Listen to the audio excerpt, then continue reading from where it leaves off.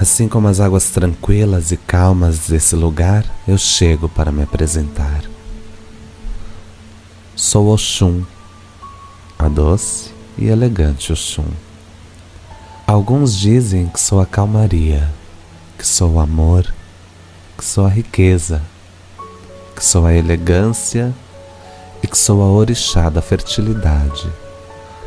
Já outros dizem que sou leve como uma pomba, mas sagaz como uma serpente. Dizem que sou a arte, mas a arte da guerra, que sou a dona do amor, mas o amor próprio, que sou doce, mas extremamente vingativa,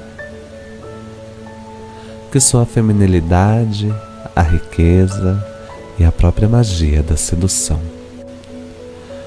Existe até quem diz que não sou nada disso, que sou apenas uma simples orixá, a filha de Iemanjá. E você sabe quem eu sou? Antes que tente adivinhar um pouco sobre o que falam de mim, irei lhes contar. Sou Oxum, a filha do rei Oxalá com Iemanjá. Sou princesa, elegante, persistente, idealista e independente.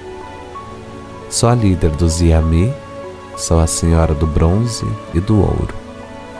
Sou regente materno do óvulo, dos seios, da fertilidade. Não sou de gritar, muito menos de me estressar. E quando meu silêncio em um lugar reinar, é melhor eu te contar, ou com medo irei te deixar. Minhas atitudes são elegantes, majestosas, mas também sou cruel quando os sentimentos são para os inimigos. Odeio ser excluída e nunca aceitei ficar de fora quando o assunto era o segredo dos orixás. E assim